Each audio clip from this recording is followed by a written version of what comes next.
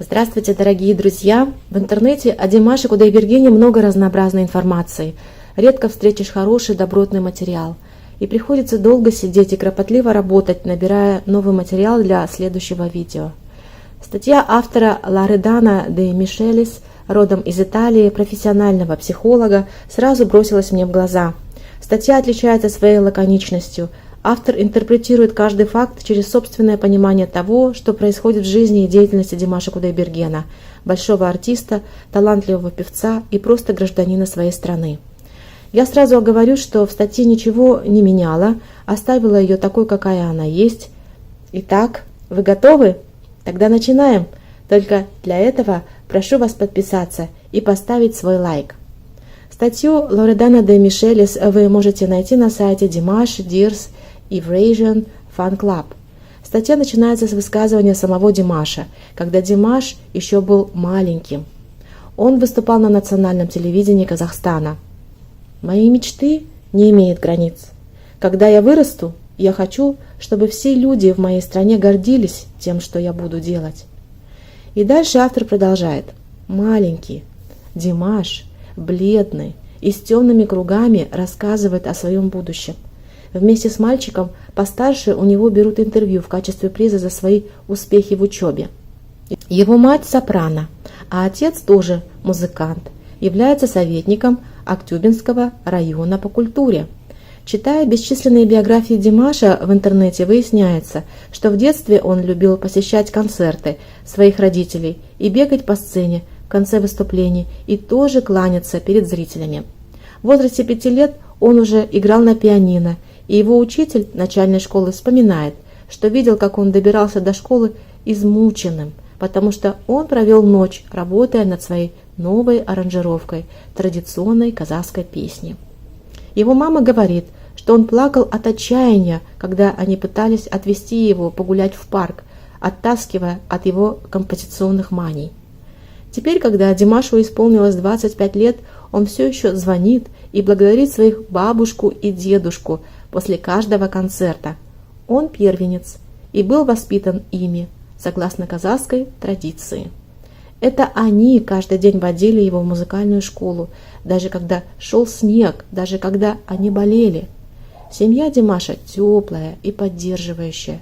Это его первое большое богатство, за которым следует его необыкновенный талант и его вокальная ловкость, часто рассматриваемая как сверхчеловеческая ютуберами, которые спешат снимать свои реакции всякий раз, когда Димаш выпускает новую песню в интернете.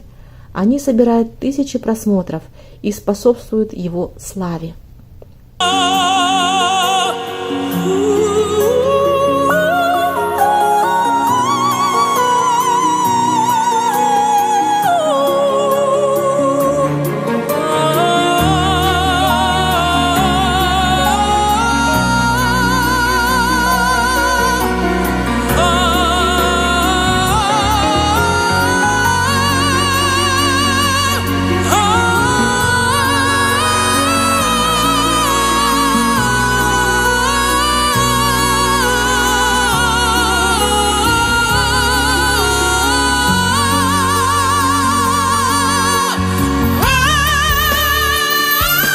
Динмухамед Ханатуллы Кудайберген – это его полное имя, явление.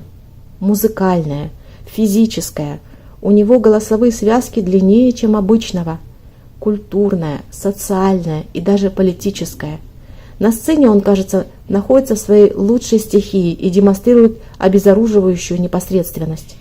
То, как он двигается и выглядит, вдохновляет страсть и доброжелательность одновременно.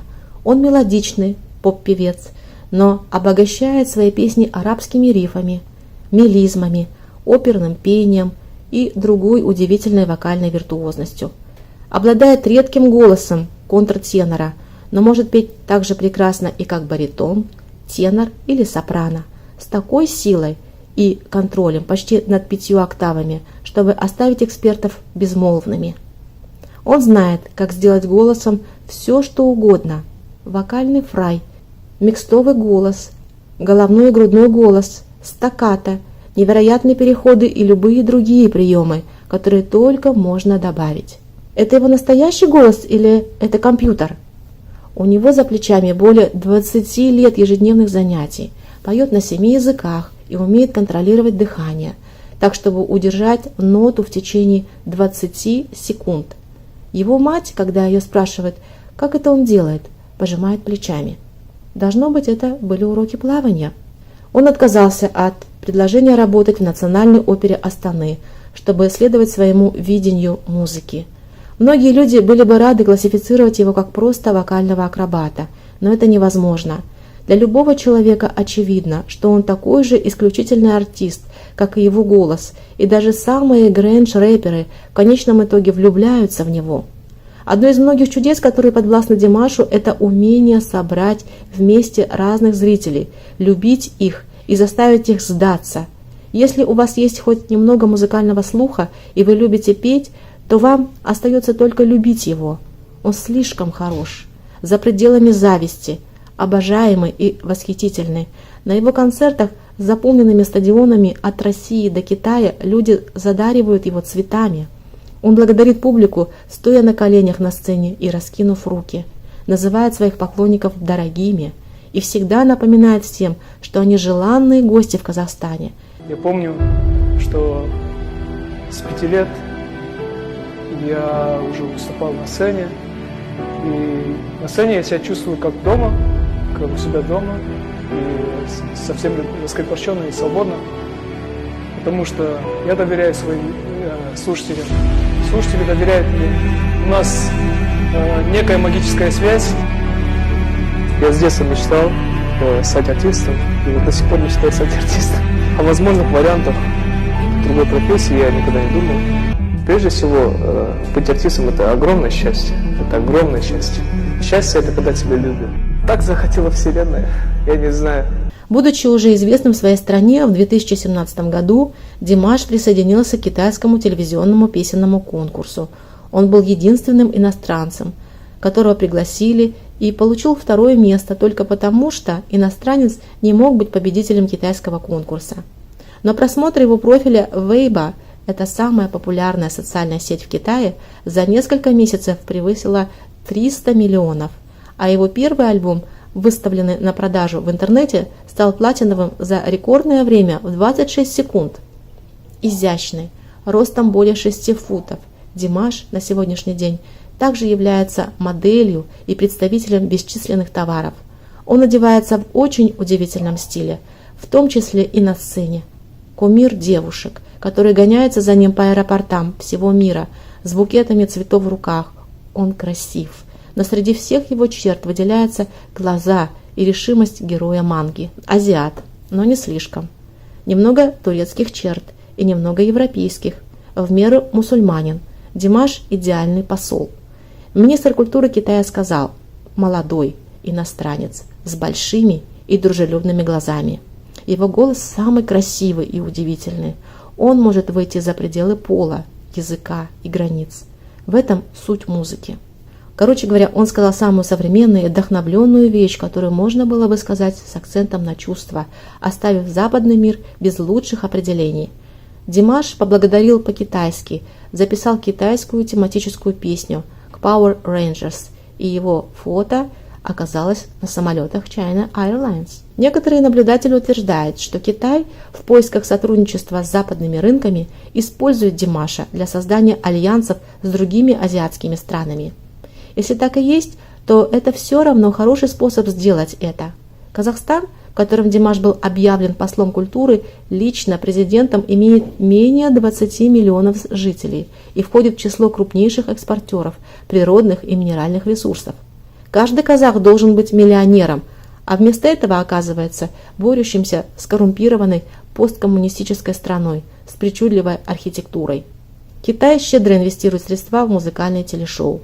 В 2019 году в программе из 12 эпизодов «Супер Вокал» была показана с намерением возродить оперу и мюзикл. Своего рода идея, которую Италия, все еще парализованная страхом, что Китай скопирует их продукт, никогда бы не сделала, если только бы сама не скопировала ее у другой страны. Были отобраны 36 певцов, которые прошли классическое обучение в престижных школах. Все они были мужчинами, красивыми, очаровательными и талантливыми. Программа имела огромный успех, и Димаш был запрошен в качестве судьи в заключительном эпизоде. Среди певцов гонки был Аюнга, талант с просторов внутренней Монголии, который теперь стал, среди прочего, представителем Ральфа Лорена. Аюнга или Аянга – внутренняя Монголия. Певец, актер, танцор, модель. Аюнга и двое других китайских певцов, участвовавших в Super Vocal, присоединился к Димашу для исполнения попурри песен группы Queen. Если кто-то из YouTube-певцов надеялся, что Димаш не может спеть идеально песню в стиле рок до этого, то как минимум он должен был изменить свое мнение после. Взрыв популярности последних 2 лет заставляет Димаша очень много гастролировать, но он работает без устали, совершенствуется, воплощая свои яркие и гениальные идеи. Так получилось, что Лара Фабиан спела ему песню «Happy Birthday» на Facebook, и Андреа Бочелли захотел с ним познакомиться. Но прежде всего Игорь Крутой, известный российский композитор и музыкальный продюсер, решил посвятить себя исключительно ему. Игорь Крутой, должно быть, любит этого мальчика, потому что он не только сочиняет эпическую музыку, которую может петь только Димаш, он делает тексты, написанные на итальянском языке, и они являются очевидным гимном Димашу и его молодой жизни. Все это может показаться слишком приторным, пока вы не услышите вступительную песню Олимпийских игр в Минске с более чем 100 элементами оркестра, спетую вживую Димашем, одетым в пиджак, вдохновленный казахским флагом. На мегаконцерте Арнау Димаш, на этот раз одетый как космический друид, спел ту же песню, сделав ее мгновенно успешным, хитом на миллион. Песня называется «Огни Пьетро. Каждый камень» и вонзает бельканто прямо в сердца миллионов людей со всего мира. Любопытно, что я не нашла подобных комментариев в видеороликах реакций. Димаш использует ушные мониторы, а также микрофон очень личным и квалифицированным способом. Во время некоторых выступлений он снимает левый ушной монитор, чтобы лучше контролировать свои высокие ноты. В этом видео он часто подносит руки к ушным мониторам, чтобы вернуть их на место, так как когда он поет с широко открытым ртом, мониторы выталкиваются наружу движениями челюсти. Концерт Арнау в Нур-Султане, Казахстан, получил значительную государственную финансовую поддержку, нанял более 500 человек и заполнил стадион. Более 10 тысяч поклонников прилетели из разных городов мира, чтобы добраться до столицы, о которой они никогда не слышали. Для Димаша, который всегда мечтал о большом концерте в своей стране, это стало еще одним достижением. Во время этого концерта Димаш также спел свою знаменитую кавер-версию песни «SOS», находясь на платформе подвешенного шара, летящего над зрителями. С тех пор, как Денис Тен, один из его лучших друзей и единственный казахстанский олимпийский фигурист, был зарезан в Алматы 2 бандитами, Димаш посвящает эту песню ему и показывает видео, на которых Денис катается на коньках. Он сказал, что всегда будет это делать. Также он сказал, что поет и всегда будет петь живьем, и нет причин сомневаться в этом. Личная жизнь Димаша необычна и удивительна, как и он сам. Девушки бросаются под колеса лимузинов, которые везут его в студию звукозаписи. Но когда ему нужно было снять видео с китайской моделью, он так стеснялся прикасаться к ней, что было смешно. Впрочем, она тоже была застенчива. Азия. Это было также заметно в супервокале, особенности национальных обычаев. Димаш говорит, что он холост и что он хотел бы иметь девушку, но о неразборчивости, особенно выставленной на показ, не может быть и речи. Он отправляется в отпуск в Бодрум со своей семьей и друзьями, которые также являются его командой и которые будут защищать его ценой собственной жизни. Его поклонники любят его именно за это, ведь он эмоционально обнимает детей и уступает место пожилым дамам, потому что в Инстаграм он выкладывает фотографии своих друзей и родственников и никогда не забывает об их днях рождениях, потому что он видит в Инстаграм певицу, которая красиво поет и предлагает ей выступить на сцене вместе с ним на следующем концерте. То, что у него большое сердце, хорошо известно, и это тоже заразительно. На его концертах, говорит ютубер, люди любят друг друга, и царит атмосфера радости и братства.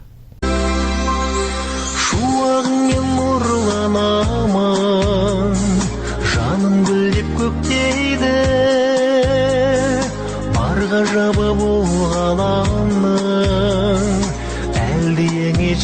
дейді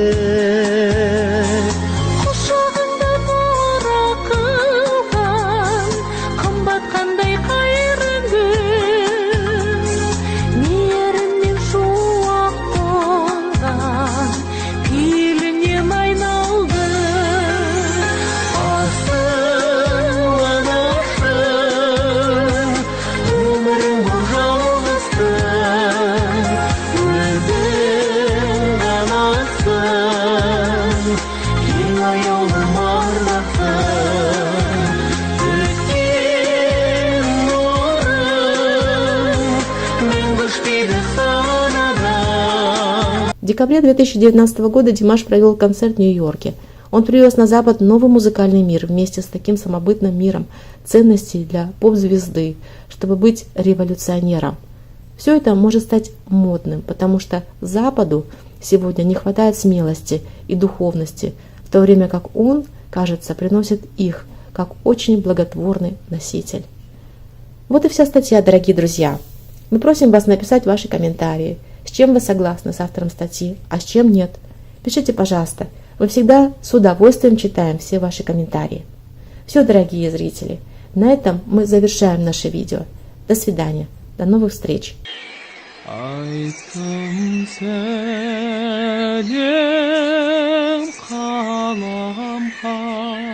қаламқас саған құрбан мал мен бас